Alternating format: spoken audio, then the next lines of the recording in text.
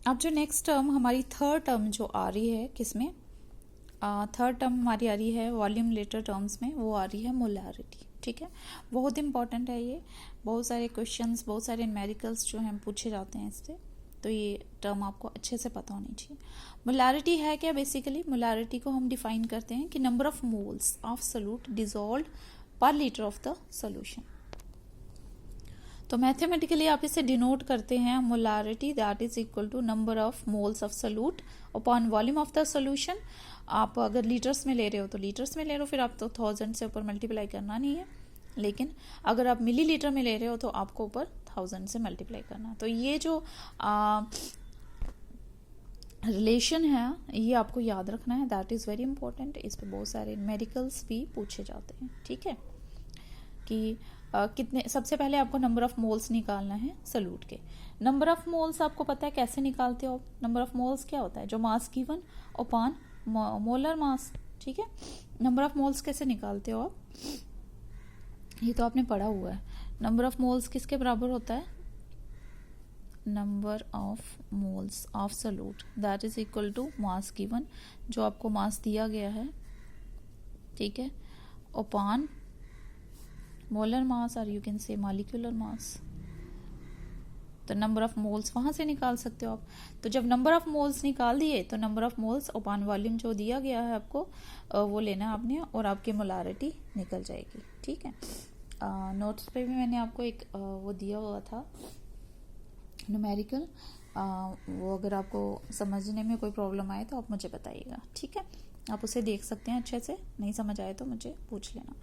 एक सिंपल सा एक डिफरेंट सा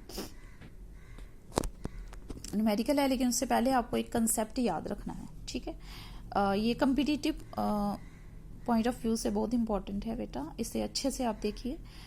लाइक अगर हम किसी सोल्यूशन को डाइल्यूट करें, ठीक है, फिर solution is diluted with water, dilute किया हमने, तो उसके नंबर ऑफ मोल्स नहीं चेंज होते हैं, ये ध्यान में रखना है आपने। ठीक है, क्योंकि आपने कुछ ऐड नहीं किया, आपने सिंपली उसको डाइल्यूट किया। ओके, तो नंबर ऑफ मोल्स तो कांस्टेंट रहे, सॉल्यूट की कंसंट्रेशन में कोई बदलाव नहीं आएगा।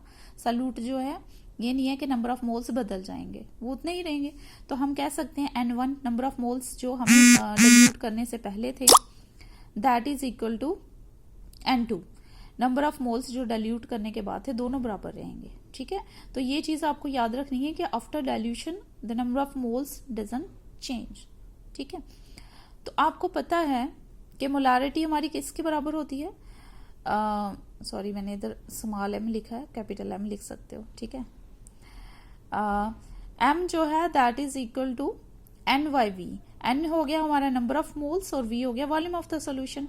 आप इसको ऐसे भी लिख सकते हो mv is equal to n।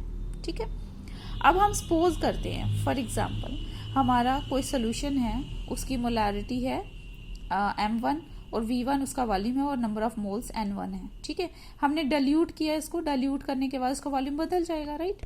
Volume बदलेगा, मोलारिटी भी बदलेगी। तो वॉल्यूम बदला, वो आ गया v2, m2 आ गया उसकी मोलारिटी दूसरी, और n2 आ गया नंबर ऑफ मोल्स जो आफ्टर डाइल्यूशन है। तो ये आपको पता है कि डाइल्यूशन करने के बाद भी हमारे n1 जो है that remains equal to n2, number of moles में कोई बदलाव नहीं आता। तो ये दोनों बराबर हैं। ठीक है, लेफ्ट हैंड साइड हमारे राइट हैंड साइड दोनों के बराबर हैं, तो लेफ्ट हैंड साइड भी दोनों के बराबर हो जाएंगे, that is m1 should be equal to m2। ये इक्वेशन आप बड़ी बार यूज करते हो जब आप प्रैक्टिकल्स करते हो, राइट? तो ये इस इक्वेशन को हम कहाँ से आती है? इसे डाइल्यूशन लॉ बोलते हैं। ठीक है, डाइल्यूशन लॉ से हमने ये इक्वेशन ली है कि m1 v1 is equal to m2 v2। Okay, तो ये चीज आपको ध्यान में रखनी है कि डाइल्यूशन करने से हमारे नंबर ऑफ मोल्स नहीं बदलते हैं, दे रिमेन्स द सेम। ओके, अब आपको एक सिंपल सा न्यूमेरिकल में समझाती हूँ एक, जिसमें पूछा गया है कि आप इसे अच्छे से ध्यान से पढ़िएगा और देखिएगा। आपको अगर कुछ समझ नहीं आए बेटा, आप मुझे मैसेज कर सकते हैं कि हमें यहाँ पे समझ नहीं आया, राइट?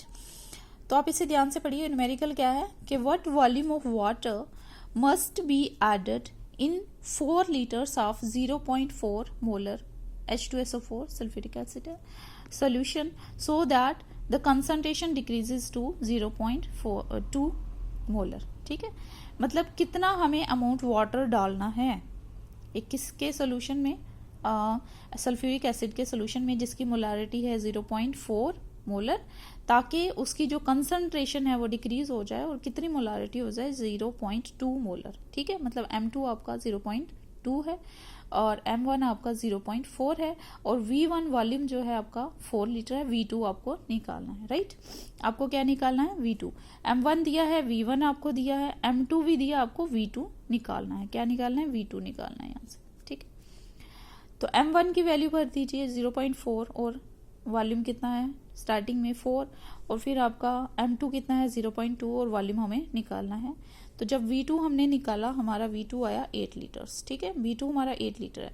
कई बच्चे क्या करेंगे, यहीं पे रुक जाएंगे कि हाँ जी वॉल्यूम हमारा 8 लीटर्स है तो दैट मीन्स 8 लीटर आंसर है। तो ये नहीं है, आपको क्वेश्चन को ध्यान से समझना है। इसमें क्या है, 8 लीटर आपका आ रहा है V2, लेकिन वहां पे पूछा गया है what volume of water must be added, कितना हमें ऐड करना है ताकि उसकी मोलारिटी जो है 0.4 से लेकर चेंज होकर 0.2 हो जाए। ठीक है, तो M2 हमारा तो आ गया, कितना आ गया, सॉरी V2 आ गया 8 लीटर। तो इसका मतलब V1 कितना था हमारा 4 लीटर और V2 8 लीटर है, तो हमें कितना ऐड करना है ताकि वो 8 लीटर हो जाए। तो V2 minus V1, 8 minus 4 litre, ये आंसर होगा इसका। ठीक है, ये ध्यान से इसका ध्यान देना। उसके बाद जो नेक्स्ट टर्म हमारी आती है इसमें, फोर्थ टर्म हमारी वॉल्यूम रिलेटेड टर्म्स में, वो आती है नॉर्मेलिटी। ठीक है, नॉर्मेलिटी को हम कैपिटल N से डिनोट करते हैं। क्या मतलब है नॉर्मेलिटी का, how will you define, number of gram equivalents dissolve per litre of the solution, एक लीटर में कितने ग्राम इक्विवेलेंट्स हमारे सोल्यूट के डिजोल्व हैं। ठीक है, तो ग्राम इक्विवेलेंट एंड आप इसको अगर मैथमेटिकली देखेंगे तो कैसे होगा, and that will be equal to number of gram equivalents upon volume of the solution in litres. अगर आप मिली लीटर्स में लेते हो तो आपको 1000 से यहाँ पे मल्टीप्लाई करना है। राइट, क्योंकि यहाँ आपको वो आएगा नीचे 1000, तो that will go to the upside, 1000 ऊपर आ जाएगा। तो ग्राम इक्विवेलेंट किसके बराबर है वो पता होना चाहिए। ग्राम इक्विवेलेंट क्या है, ग्राम इक्विवेलेंट हमारा किसके बराबर है, mass of the solute upon equivalent mass. ठीक है, मास ऑफ द सोल्यूट मतलब जो आपको सोल्यूट का मास उन्होंने दिया, लाइक जैसे बोला है 4 gram of NaOH is dissolved in this, है ना, तो वो आ जाता है आपका मास ऑफ द सोल्यूट और फिर इक्विवेलेंट मास। अब इक्विवेलेंट मास नहीं पता है आपको।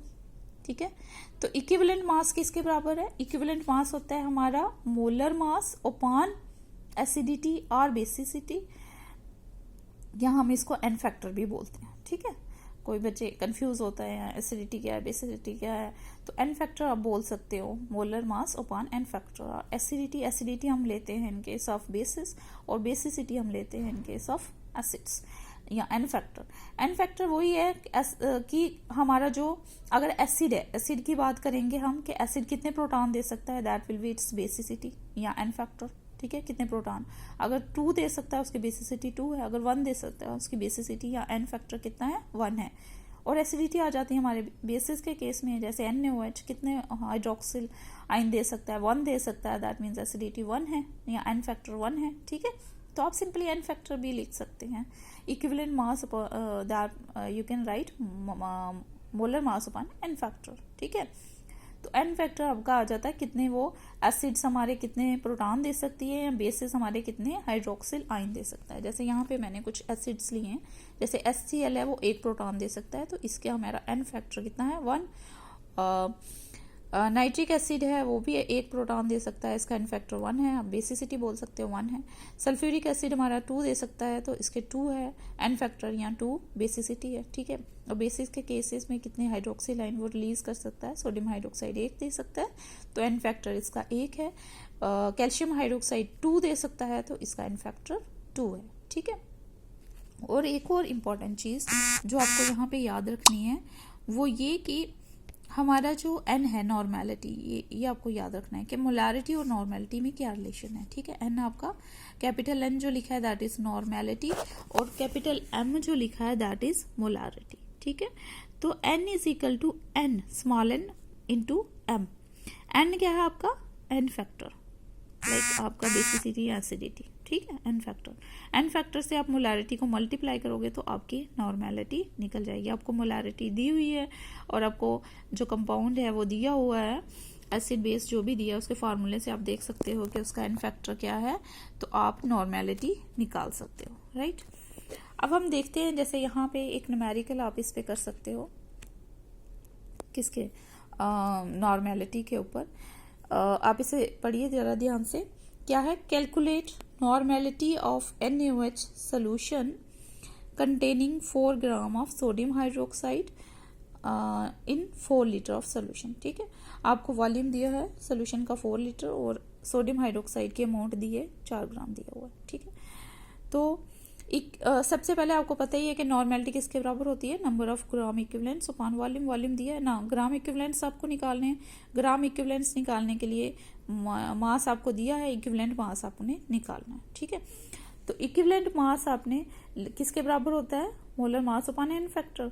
तो सोडियम हाइड्रोक्साइड है, उसका मोलर मास हमारा 40 है और एन फैक्टर कितना है, 1। ठीक है, 1 है उसका एन फैक्टर। 1 एन फैक्टर है तो आपका 40 आ जाता है इसका क्या, इक्विवेलेंट मास। ठीक है, इक्विवेलेंट मास जब आपका निकल गया तो नंबर ऑफ ग्राम इक्विवेलेंट्स आप निकाल सकते हो। नंबर ऑफ ग्राम इक्विवेलेंट होता है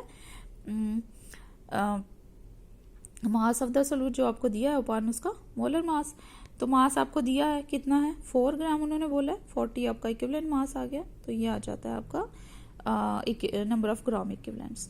और normality number of gram equivalents upon volume 0.1 करके डिवाइड किया 4 आपने और 0.0025 नॉर्मल आ गया आपकी नॉर्मेलिटी ऑफ द सोल्यूशन। ठीक है, इस तरह से आप बाकी न्यूमेरिकल भी निकाल सकते हैं। कहीं पे आपको मोलैरिटी दी है और आपको नॉर्मेलिटी निकालनी है तो आप इसकी प्रैक्टिस कीजिए, बुक से देखिए, जितने न्यूमेरिकल्स आप देख सकते हैं। कोई प्रॉब्लम आए तो आप मुझसे पूछ सकते हैं। ठीक है, अब देखो जैसे अभी मैंने आपको बताया था, जो रिलेशन बताया कि normality is equal to n into molarity. ठीक है, उसी के बेसिस पे एक सिंपल सा न्यूमेरिकल है, देखिए जरा। Find the normality of 1 mole of sulphuric acid dissolved in 1 litre of solution. ठीक है, नॉर्मेलिटी निकालनी है आपको। 1 मोल नंबर ऑफ मोल्स भी दिए हैं, 1 मोल किसके, सल्फ्यूरिक एसिड के, और डिजोल्व किसमें किया, 1 लीटर सोल्यूशन। ठीक है, वॉल्यूम भी दिया है सोल्यूशन का। तो आपको क्या निकालना है, नॉर्मेलिटी। तो सबसे पहले हम क्या करेंगे, यहाँ पे हमें वॉल्यूम दिया है, नंबर ऑफ मोल्स दिए हैं, तो हम मोलैरिटी जो है वो आसानी से निकाल सकते हैं। ठीक है, मोलैरिटी देखिए, molarity is equal to number of moles upon volume. तो नंबर ऑफ मोल्स कितना है, 1 मोल दिया और 1 लीटर वॉल्यूम है, तो आ जाती है 1 मोलर। ये 1 मोलर हमारी मोलैरिटी आ गई सोल्यूशन की। अब नॉर्मेलिटी निकालनी है तो आपको पता है normality that is equal to n into molarity. n हो गया एन फैक्टर आपका, तो ये एसिड है हमारी बेसिसिटी, मतलब कितनी है इसकी, वो आ गया n। तो कौन सी एसिड दी है, सल्फ्यूरिक एसिड, H2SO4। H2SO4 की बेसिसिटी क्या है, 2, एन फैक्टर इसका क्या है, 2।